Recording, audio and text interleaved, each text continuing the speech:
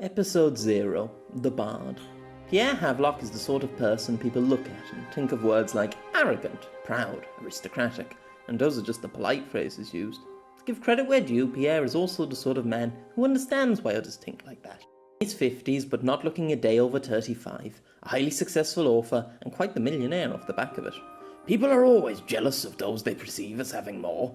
People can always rationalise their own insecurities as being someone else's, someone more important's fault. However, Mr. Havelock, OBE, best-selling author, household name and millionaire, does not have it all. In fact, in his opinion, he lost it all a very long time ago, thank you very much. Not that many would actually know this. By all accounts, Pierre just appeared some few decades ago. Despite the relentless hordes of journalists' best effort, there is no proof the man even existed before publishing his first novel. No school friends, no traceable family, or even a country of origin. To all concerned parties, Pierre Havelock simply appeared one day and started writing books, quite successful ones at that. And so, when in a flash of seemingly familiar light, a blinding white-hot glow of the very atoms of the world shifting and squirming and burning open a hole in reality of this earth's fabric occurred, all inside Mr. Havelock's quaint little walnut wood-lined study, Pierre found himself to be most displeased. Even more so when through this altogether overly generic light show, that he for one would have found far too trite to have ever written into one of his books, thank you very much. When out of this miracle of the bending and collapsing and reasserting all at once of the very space-time continuum itself, that oddly smelled of toast, stepped out none other than what Pierre could only have described as an anime girl, one with all the likeness of his own character creation, of that character creation. Well, it would be fair to say that as Pierre Havelock stared up from his thick leatherwork chair over at the young woman stepping through that blistering portal, the girl who couldn't have been far into her 20s, with bleach white hair and a neat braid down past one shoulder, and a truly ridiculous knight's get-up covering her from head to toe. In that moment, during his evening tea, Pierre Havelock thought only one thing. No, just no, thank you very much indeed. Episode 1. The Girl. The blinding oval-shaped white light finally dispersed into a puff of plain white sparkles, returning the small wood-lined study of Pierre Havelock back to normal. Well, except for its new inhabitant. Aha! A civilian! How lovely! And one with quite the nice lodgings, I see. Good for you, sir. Now, if you don't mind, could you tell me where I am, mayhaps? Said the girl with the stark white hair. Pierre stood awestruck for only a moment before leaping into action. Before him was a woman in her early 20s at most, with some of her hair tied in a neat braid, and the rest left to hang loosely behind her shoulders. All of it completely pure in colour. She was dressed in a mixture of brown and green leather armour, the light sort that allows for one a great freedom of movement. Further, a red cape was swept across her dainty but clearly strong shoulders, and an ornate sword hung at her hip. He had stood from his chair and begun to circle the girl, much to her bemusement. What are you doing, good sir? Is something the matter? Have you seen a phantom? She exclaimed while turning her head around to follow the odd man's investigation. Silence, girl! Enough of that ridiculous sir nonsense. Tell me, how in God's name did you perform that light show just now? I can't see any hidden equipment, Pierre mused, rifling through and behind his own shelves of books in search of an answer. For that matter, how did you get past the guard on the front door, eh? I swear you fans get ever more dogged. He ceased his searching and sat back into his leather armchair with a sigh, staring up at the now thoroughly confused young woman. Well, have you no answers? Are you that star-struck woman? I would begin answering promptly, girl, unless you would like me to call the police post-haste. The girl rose one of her admittedly pretty eyebrows in confusion. And what cause would you have for calling the local constabulary, my good man? You seem to be under some degree of distress. I apologize, I should have introduced myself. My name is the Lady Ardig, first knight of the land, living saint of the one church, premier adventurer on the entire continent, and slayer of the great. For a passing moment Pierre's heart fell. His ears seemed to ring with an eerie noise. His mind raced. She's not real. This is just some stupid prank. Compose yourself, man. Enough! He stated sternly, causing a rather hurt look to come across this Ardig's face. Said face was something of note to Pierre. It was, put simply, wrong. The eyes were slightly too big and emotive, the smile and nose slightly too petite, the skin too clean and pale. That's it. She looks just like the poster. I'll admit your cosplay, as it's called, is really quite admirable, but I think this little charade has gone far enough, don't you? What is it you want? Signed copy of the book? An interview? Well, spit it out, girl. The girl scrunched her smooth face into something of a frown. "But I am the Lady Ardic. What is this cosplay you speak of?" "Oh, God, you're not one of those character actors, are you? The ones who pretend to actually be from the medieval societies are always the most annoying." Pierre sighed with a mild air of annoyance. "But I really am." "No, you are not!" He had bellowed the words, which had bounded intimidatingly off the small words of the study. "Now look here, this isn't funny, all right? I don't know how you got in here or did that whole portal thing, but you are not a character from one of my books, understand? For pity's sake, why am I saying all this? It's surely the job of your therapist to quell these delusions, no?" "What is a therapist, sir?" Pierre rubbed the fist against his wrinkled forehead in frustration, more than a little tempted to reach across for his phone and ring the police on the lunatic standing before him. "All right, answer me this. If you are Ardic, then why do you have such pronounced assets? The girl flushed a bright crimson shade. Rapidly taking a half step back, she crossed one hand in front of her sizable, but not excessive, chest, and the other hand atop the hilt of her sword. How dare you, sir? You are the utmost scoundrel." "Oh, spare me the dramatics. Fact is, your chest proves it." "You would speak of a lady's bosom with such flagrant disregard? What in the sun's name do you hope to prove with such depravity?" The girl replied, hand still firmly clasped on her weapon, face still reddening. "It proves," Pierre said, his voice now more subdued and quickly growing disinterested, "that you are not Ardic. Ardic was androgynous, and you are, well, most certainly a young woman." As he said the words, he pulled open a desk drawer, shuffled through it for a moment before drawing out a long tube of paper and unfurling it in front of his intruder. The girl, calling herself Ardic, blinked repeatedly, mesmerized by the thing. "That's me! It would seem you are quite the artist, along with being a perverted scoundrel. Tell me, how did you draw it so quickly? And those colours! They are truly magnificent!" she exclaimed, removing her hand from her sword's hilt, and instead leaning in closer to better observe the poster Pierre held before her. Mr. Havelock scowled, while doing his best to avert his gaze from Ardic's now, owing to her leaning forward, accentuated... what did she call it? Oh, yes, her accentuated bosom. On the poster was a 2D version of the girl with the white hair, or more accurately, the girl was dressed to almost identically match the person in the poster. "All right, I'll spell it out if I must. This here is a poster done by the Japanese PR team for my book. They believed using an anime aesthetic would bring in a larger and younger crowd, hence this reimagining of the Lady Ardic. However, the real Lady Ardic was not nearly so feminine. Ergo, you, girl, have copied a fictional character of my devising. So no matter how impressive your special effects and makeup, you can't possibly be the real Saint Ardic. Ha!" The girl looked from the poster to the beaming, smug-faced man holding it, completely at a loss for what he was prattling about. Pierre, however, now seemed to have completely lost interest in the girl herself, and instead become lost in thoughts of a different matter. "I mean, it is actually somewhat interesting. You see, I've been studying some Japanese culture ever since we started selling the book there. Point being that the youths of Japan have this concept called the waifu. Fictional cartoon women they fall deeply infatuated with. They take these characters from television programs and project all the traits they wish they could find in a man or a woman onto them. In effect, they create in their minds their idealized spouse. But in this case, Saint Ardic is an actual creation of my own devising, a character. So what would that therefore make you, An idealized sexual fantasy of my own writing come to life? I wonder if the Japanese have a separate term for..." "You what?" proclaimed Ardic. She had now leaned back away from the poster, her face darkening. Pierre didn't bother to look up to respond. This would prove to be a mistake. "Oh, indeed, you're a waifu, yes? Well, a girl dressed up as an imaginary tart, whom has snuck into my house to attempt seduction via a fantasy metaphor. Honestly, there must be more dignified ways to get an autograph from me than this. I might add your rear assets are far too highlighted in that get-up, completely out of scale with the real..." Pierre Havelock, OBE, couldn't remember the last time someone had dared strike him across the face, nor the last time he'd seen someone with such an offended blush so deeply burgundy. What he did know was that never had he been hit harder in his life. Well, not in this current life, at least. Part 2. Pierre sat quietly on his chair, nursing his chin.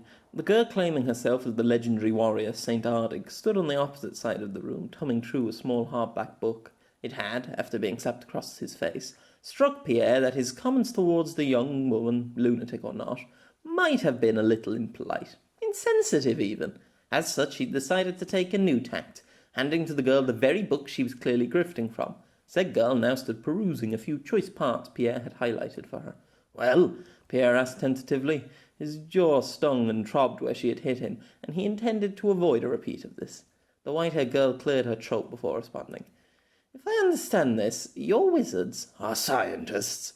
"Right, your scientists created this NTME contraption that allows them to look into my world, and you as a storyteller wrote these visions into this book." Pierre was forced to admit the youth had picked up the basics quite quickly. "Neural transmissive experience. Yes, that's the one. The machine allows us to see another world of humanoid peoples somewhere out far in the universe. And in turn I wrote that into a book for public consumption, one which you have clearly based your costume around." A grin spread across this Ardig's face.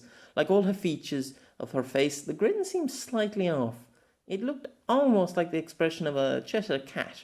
Still an attractive face, but ever so slightly inhuman. "Well, there you go then. You didn't actually create me or the character about me. You simply heard people talk about me through your magic box. Meaning that the information you heard was simply inaccurate, and I am the genuine article," she announced far too pridefully.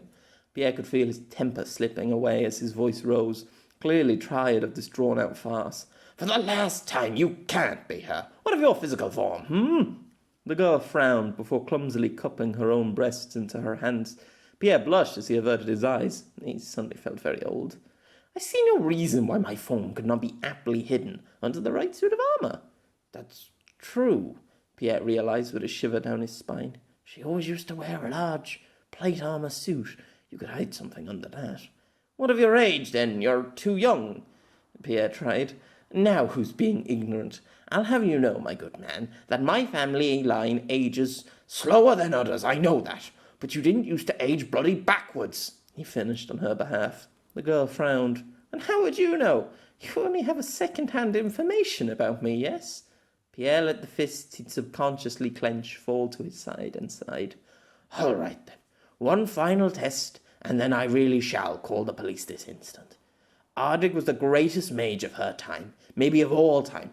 If you are her, the feeling of numb vertigo overcame Pierre, a lurching of his whole body, a blurring of the ceiling moving further away. In a moment his elbows hit the floor with a heavy thud, catching him from slamming his head. He stared up at the ceiling of the study as he felt the soft carpet underneath him.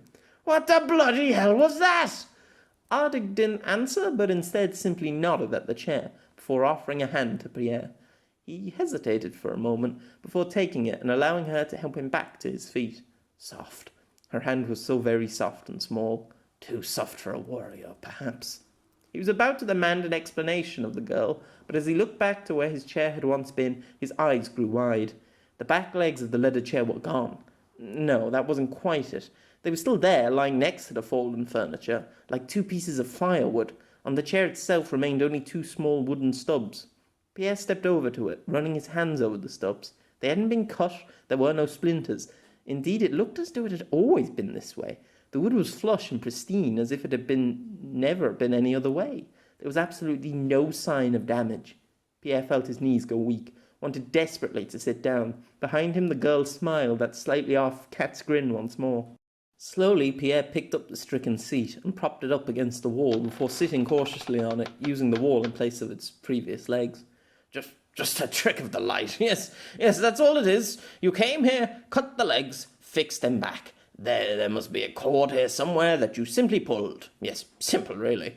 As if in response, one of the two pieces of wood that had once been the chair's rear legs rose into the sky, and then it split in half without so much as a flash, then into 4/4 pieces of flush wood, then 8. Before Pierre could even properly process the impossibility of this physically, the girl drew her sword. From the clean sliding screech of the metal to the way it cut cleanly through the air, Pierre knew it was no mere prop. He braced, but it came no nearer to him. Instead, Ardig dropped it. It didn't fall. Instead, it hung in the air, as though it was held by some invisible hand or something, simply floating in mid-air until finally she picked it back up and sheeted it. There'd been no magic incantation, no deep concentration or wizard's wand. It had all just happened. Untenable on this planet. There is no magic. Completely impossible for any human. Any from Earth, at least.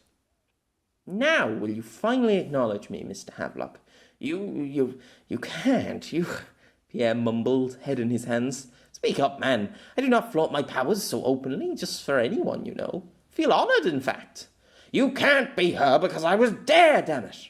Pierre roared as his anger boiled over, standing out of his chair, which once more fell off balance and hit the floor with a loud clattering. The girl recessed back. Calm down, man. You were where exactly? There, in Bolya, I was Ardig's companion. Watched her grow, watched her defend her country's borders, fight dragons and armies. I watched her become empress of the whole damn world, and then I got, well, the Japanese call it being isekai'd or something stupid like that. I was taken from my home, my place by her side, and placed on this godforsaken lump of dirt and sea they call Earth. I was forced to leave behind everything, against my will, to spend 30 damned years in this alien world, shunned by society and hidden away in this house like some societal reject. And when I'd given up all hope of going home, I get this job, a job to archive the undercurrent. I couldn't believe it. Suddenly this world's humanity had proved its worth, and I had a chance to see my home again. But what do I find? The millennia had passed. I don't know how or why, but Bolya, my home, has moved forward thousands of years since when I lived. My family, my friends, everything is gone, dead and long forgotten. And that, you damn harlequin, that is how I know for certain that you are not my Ardig, that you are not the person I used to know. A silence fell over the small room as the two composed their thoughts.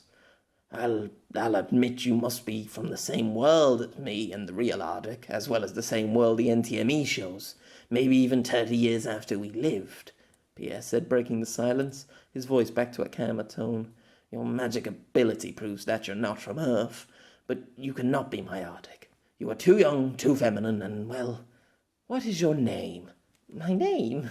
It's Lady Ardig, the girl began. Exactly, Pierre said, through a now thoroughly disheartened sigh, this last comment dissipating the remains of his short-lived angry outburst. That name's the name she gained, a title, but it wasn't her actual name. How can you be her when you don't know her name, woman? The girl's face scrunched in thought. You say you knew me. You were my friend? She always used to call her companions friends in the early days. Then is it not possible you really have, in your mind, turned me into one of these waifus? In these past 3 decades you spent away, this image of an older woman who, though flattering, you have imagined as empress of the world, this person of no gender and of ultimate purity, perhaps? And now, when I have returned to you in the flesh, after all this time, I no longer match what you had painted of me in your head. The girl finished while planting one hand on her hips and gesturing with the other to the room around them, filled with books brimming with such imaginative stories. Is that possible? That I imagined her as different, as a form of coping with losing everything I once had? But that would mean Ardig. My sweet Ardig is standing right before me. That's not possible. I refuse to accept this. The girl shrugged, but then jumped in surprise as Pierre Havelock laid his hands on each of her shoulders. That's it, he explained with desperation rather than triumph lacing his voice. It would make sense if you were her daughter. The silver white hair, the powers, your age, all of it. You stepped through the portal, that thing, lost your memories, and to compensate, your mind has filled them in with stories of your legendary parent. Ha! That must be it. The girl offered the man a look of pity. At first she'd been confused at her new surroundings, then offended by his comments, but now the look of distress on his face made her feel only sorrow for the man. It was clear this drawn-out introduction was causing him quite a lot of upset. And yet in your book there is no mention of a daughter. Nor did you know of one, the girl shot back with underlying sympathy. Pierre mused on this for a moment before becoming even more pale. So, the reason the Empire's line simply ends with no records is because her daughter ends up here? In my house? And the girl simply giggled at this. Actually giggled. Not laughed, but giggled, in a fashion Pierre had never observed from a real-life adult before. I wouldn't worry about that, my dear fellow, for I am not my own fictional daughter. I am Ardig. My memory of how I got here is a little foggy. One moment I was at a camp with my compatriots. The next I appeared in this bemusing office of yours. But the rest of my life I can see as clear as day, every face and every place, just like all those in my family can. Photographic memory, Pierre mumbled. He had by now let go of the young woman's shoulders and stood slightly swaying in the centre of the room. You what memory? Oh, you wouldn't have had that word where you came from, but I often thought that might be what it was ran in your family. Aha! So your version of Arctic had perfect memory too, then, yes? The girl purred. Pierre looked at her as though he might faint at any moment. But you can't be. Oh, enough of this talk already, man. Arctic huffed before perching herself atop Pierre's large mahogany desk, her sword scabbard scratching against the pristine furniture piece, her arms folded across the elegant frame of her body. And what of you? Do I not get to ask any questions in return? You say you were one of my friends. Well, which one then? 30 years has not treated you kindly, has it? And like that, the girl Arctic began to list the names of legendary warriors that Pierre had not heard in decades, that he believed he would never hear speaking again. Warriors who could cleave the thickest trees in a single strike, mages who could atomize the very air around their opponents, archers who could hit a target whole towns away, martial artists who could defeat a platoon of armed men with just their bare hands. 5 names, 6, 7, 8. And then, oh, and of course Jem Havler. He doesn't have the powers and prowess necessarily of the others, but he is a very loyal man, as loyal as you could ask for, and an exceptionally talented swordsman, even with a hand tied behind his back. Indeed, the others come and go, they return to their own duties and kingdoms, but Jem has been with me for years now. That's me, Pierre uttered half-heartedly in a voice of clear defeat. No one has spoken my real name in so many years now. You? But just before, I found myself here and you sat next to me around the campfire, and the names and all these books you made, and... Oh, Pierre, in the sudden tongue, does that not mean precious gem? Arctic said. Pierre nodded. And Havelock is a simple romanization of my original surname. The girl clasped her hands together in a cute and pleased understanding. I see, like a code in case others from our world ever came here. I feel the fool for not realizing all the sooner. It seems so obvious now. But still, you were there with me when I left. This time it was Pierre who shrugged. Then do you now see that I must be who I say I am? After all, if I am to stay here until you find a way to get me home, you must decide on what names to use, Arctic asked encouragingly, trying to get Pierre to cease his frowning. Pierre was silent for a few more moments. Stay here? You are my friend still, no? Or has 30 years shaken our bond so much that you would abandon me in a world I do not know, dear Jem? Would you be so embarrassed to have a so-called waifu like me as companion, at least for a time? Pierre looked into her intent eyes, her brown eyes, the wrong colour eyes. He lamented bitterly, and yet he couldn't deny it, that those beautiful, swirling, dark eyes were in this moment one of the most breathtaking sights he had ever seen. He couldn't deny that he had dreamed of someday being reunited with the woman he had once. The girl, calling herself Arctic, clasped Pierre's hands in her own. Her hands are so very warm, so very soft. Apologies for striking you earlier, old friend. It would seem age has not blunted your sharp wit and lack of tact, eh? Well, these may be strange circumstances we both find ourselves in, but I do hope we can still be friends in this strange new place, yes? Pierre just stared into those brown eyes, completely at a loss. The woman smiled. Like her grin earlier, it was an almost artificial affair, a broad, kindly smile that seemed to fill Pierre with immeasurable warmth. My name, good fellow, is the Lady Arctic, and you are my most faithful of companions, Pierre Havelock, no, Jem Havler, who has somehow followed me across entire worlds untold. I apologize you had to wait a little while on your lonesome for me to get here, but let me just say how very good it is to meet you once again, old friend. A wife, the Japanese call it, made real in the image of that girl. What is this world coming to?